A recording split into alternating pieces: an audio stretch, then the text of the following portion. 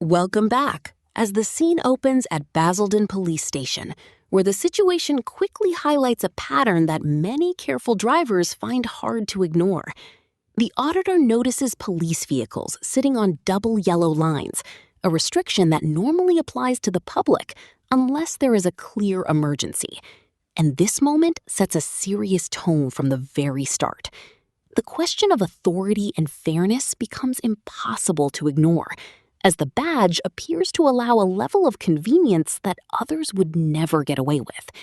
He calmly records the scene, capturing every detail of this quiet disregard for traffic rules before he even steps through the entrance, adding one more layer to the growing tension and showing that the story begins long before any direct interaction takes place.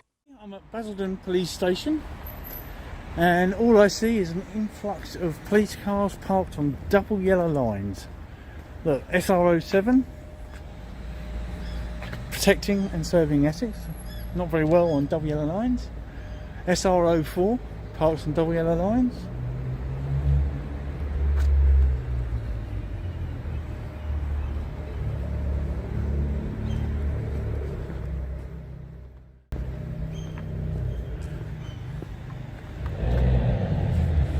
Another one here, parked on double yellow lines. Seen better days.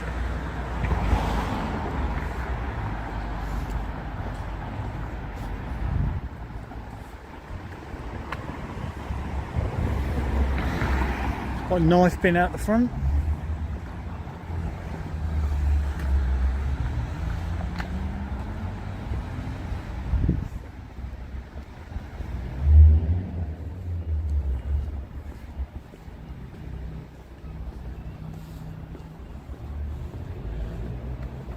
Here's the back gate. He then points out a number plate that lacks the required British Standard BS mark, which makes it officially non-compliant under vehicle rules. The law follows a strict liability approach when it comes to equipment, meaning responsibility exists regardless of intent. And instead of walking past it, he chooses to report the issue, turning the situation in a completely different direction, as the focus shifts toward accountability from those usually enforcing it.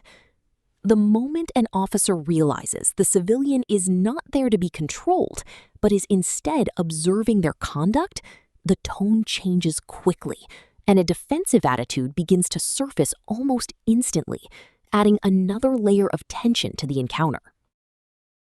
About you filming their number plates.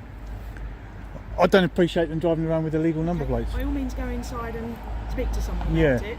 But I don't. Because obviously think this is a that's staff's member of car, it is illegal. Okay, I don't know whose car that is, but Well, this is but staff at the car moment- parking, isn't it? Exactly. At the moment, you're now on private property. You're on It's police publicly premises. accessible. It's police premises. It's publicly accessible. Police premises, and you're filming number plates, Yes, I am. right? You're very observant. Yes, and you must understand that in the current climate, Yep. under obviously terrorism activity and things like that, Yep. we need to be very aware and, as you say, observant of people filming police premises. Right. All right. I had no issues at Chelmsford Police Station. I had no issues at the Yeah. police college. I had no Well, issues. that's up to them at the end of the day. But I'm very aware Yeah. that you're currently filming on police premises people's number Yeah, I'm an plates. auditor. That's what auditors do. You're an auditor. Yes. Do you have any ID in relation to that? Why would I need ID? What have I I done don't wrong? know. Do you have any ID to say that you're an auditor? What ID? What are you an auditor of? A police auditor. I go around Police auditing police stations. Okay, so you must have some ID in relation to that. If you're an official police auditor. I'm not. I didn't tell I was an official. I Right, put my so- videos on YouTube when I okay. go to a police station and find faults with the police station or faults Yeah. with the members of staff. I put it on YouTube, Right. as many of us do. Okay. There's things like that. We're not happy with members of staff who can drive around in vehicles breaking the law. Okay. It's not acceptable for a police officer or a policeman. The situation now takes a familiar turn as the officer sets aside the original report and redirects the focus toward concerns about current security and terrorism in an attempt to justify further questioning, even though filming a police station on its own does not amount to a terrorism-related offense without clear signs of harmful intent. The guiding principle is that real suspicion must be supported by clear and explainable facts, rather than general claims. The officer leans on security as a broad reason to press for answers, but the auditor stays composed and steady, revealing that there are no solid legal grounds behind the approach. The tension builds as the officer pushes forward and soon demands identification, at which point the auditor calmly turns the situation around, forcing the officer into an unexpected position where, instead of getting answers, he begins looking for a way out after being met with a simple but powerful response. And I've just shown you that every other number plate's got a BS number on it. By all means, please go inside and speak to a member of staff at front counter who can maybe look up some legislation for you and has it to hand ready. Yeah? Right, okay, but you're not going to do anything about it? I've just advised you. You asked me when you report it, and I've advised you that you can go inside and report it. And you've also told me that I'm not allowed to film. I'm on police property. How can I go in there? I didn't say you weren't allowed to film on police property. I'm just advising you that if you continue to film on police property, which I'm going to, you're going to get stopped. Yep. All right, and ask what you're doing. Yeah, that's because fine. of the current terrorism climate. Yeah, that's fine. I've got no issues with that at all. We obviously have issues with people filming buildings, particularly police buildings, because they are a target for terrorists. I'm sure you can. Yeah, I've done about 70 of them now. So you will be spoken to about what you're doing on police premises, specifically as well, filming number plates. Yeah. All right, because as you can. I understand the Terrorism Act, and I expect to be questioned, which is why you don't. This isn't your property, is it? No, I'm just advising you. If I was to come to your property, stand on a public highway, and say, for example, you had a vehicle and film your number plate, you'd want to know why. But you're perfectly lawfully allowed to do so. No, but you'd want to know why I'm filming your number plate. Surely, I know I would. If it was my car, it's not your number plate, though, is it? I'm advising you. I'm giving you a rhetoric. The number plate belongs to the DVLA. Yeah, but the number plate all number plates belong to the DVLA. The officer continues to press for identification simply because the individual is an auditor, and this becomes a significant mistaken approach, as there is usually no legal duty to provide identity during a voluntary interaction. The key principle is that any demand for identification must be backed by a clear legal power granted by law. The officer then attempts to portray the auditing activity as something unusual in order to justify further questioning and draw out more information. But it becomes clear that he cannot point to any specific authority that allows him to force those details, which reveals that the effort is based on assumption rather than law. And the entire exchange starts to look like an attempt to gather information without proper grounds, making it a straightforward fishing effort that lacks a solid legal foundation. Camera. Oh, okay. It would bother me. Okay, that's your choice. All right. So if you go inside, have a word with someone inside, and you can report what you wanted to report at Chelmsford. Yep. All right, you've obviously travelled from Chelmsford to here. I don't really know why you didn't go to Chelmsford Police Station. I'd already been to Chelmsford Police Station beforehand. Right. But you were local to Chelmsford. I was local to Chelmsford. Right. I had to come here anyway, so I. Well, feel free to go inside and report what you wanted to report. Okay, no problem. Right. Yeah, thank you very much. Can I take your badge number? 72311. Excellent. And you're based here? I'm not based here, no. Whereabouts are you based? I don't need to tell you where I'm based. You do. You need to give me 3 forms of identification. That's all I need to give you. No, according to your policy. That's all I need to give you. According to your policy, if you go and look on your policy, what's your name, sorry? I don't give out my name. You don't give out your name? What's your name? Well, you're filming me currently on police premises. That's right. So I'd like to know what your name is. I'm not going to give you my name. I can give you my collar number, which I've given. Right, you're supposed to give me 3 forms of identification. That's my form of ID. I only need to give you my collar number because I'm perfectly identifiable via that collar number. No, you're not. Yes, I am. No, you're not. I'm the only person with this collar number. By law, by your code of standards, you've got to give me 3 forms of identification. And what are those 3 forms of identification? Either your name, yep, the station you're located at, your collar number. I only need to give you the station I'm located at if I'm stopping the counter stop searching you, and I'm not doing that. No, any interaction? No, not at all. Yes, it is. I've already looked into it. Not at all. So you're refusing me your police station that you're based at? You've stopped me. No, I was walking along and you said to me, "Can I help you?" Okay, because you were. So we've had an interaction. You spoke to me first. But I'm not asking to stop and search. This is the point where the balance of control begins to change, as the auditor asks the officer to identify himself in line with basic professional conduct standards, reinforcing the idea that accountability should apply both ways. The principle of equal responsibility comes into focus, and the officer appears to recognize that there is no lawful basis to hold the auditor, which leads to a refusal to share full details while attempting to step away from the interaction. The contrast becomes clear, as requests for public information are made confidently, yet resisted when directed back at them, creating a visible imbalance in behavior.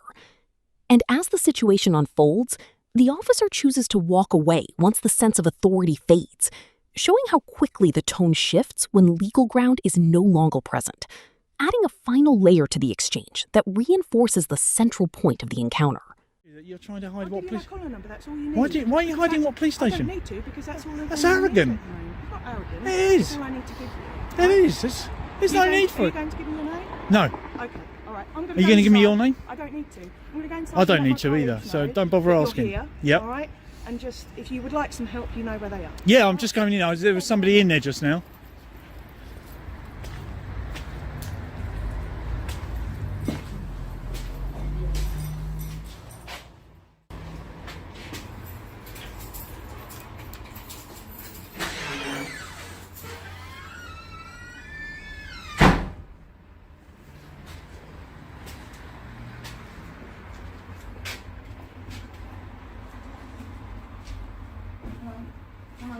Hiya. Just like to report a couple of incidents, if that's okay. Okay, is that on? Yes. It shouldn't be. Why is that? Because This is a public building. We have a policy about recording. Right, okay, well that's your policy, not... Please turn it on. No, this is your policy. It is my policy. Yeah, the government's got policies about vehicles being on the road on double yellow lines, and there's loads of them parked on double yellow lines. You're not going to turn that on? No. Hang on a minute.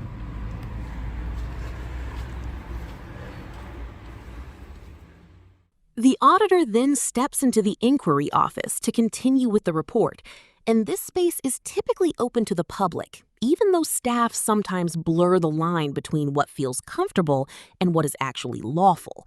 The guiding idea here is the implied right of access, which allows individuals to enter and carry out legitimate business. And in this case, he is simply reporting a vehicle defect through proper channels.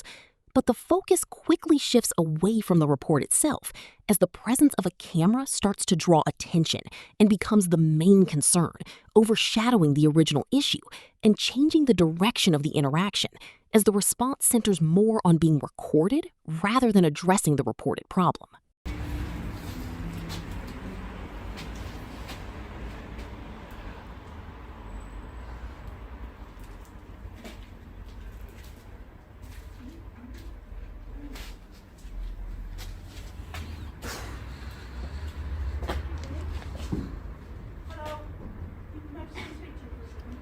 Yeah, you're calling me in with the camera, yeah. Sorry, what was your name, please, so we can have a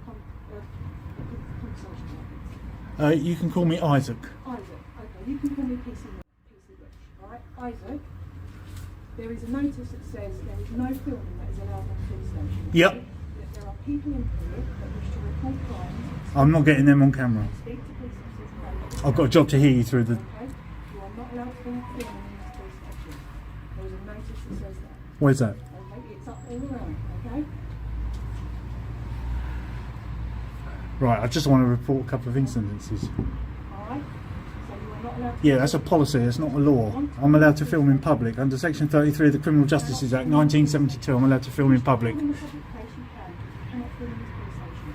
There are people here that do not wish to be filmed. I'm not going to get them on camera. I've already stated that. Do not wish to be filmed and do not wish their account or whatever they want to speak to police about to be divulged to the general public, okay? Under data protection, they're allowed that right. And if they ever speak, I will cut the video. Sorry? And if they speak, I will cut the video. So there's no issues with that at all. I've put your mind at rest on that. Yes, I do, please, yeah. Sorry? Yes, I do, please, yeah. Yes, you do what?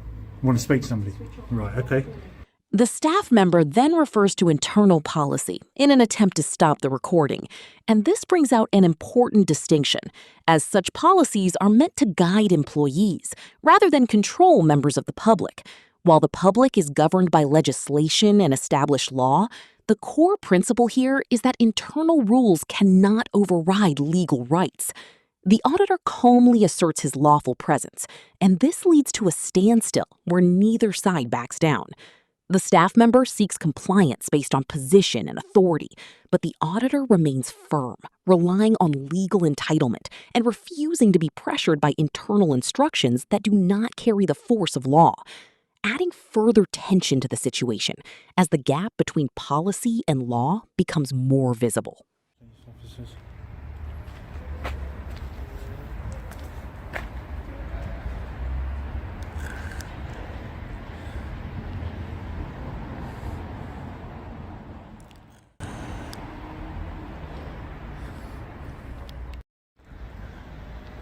Lord of Audit's here. I've been waiting about 15-20 minutes for someone to come out and see me. I've got another police station I want to get to, so I haven't got the time to wait around.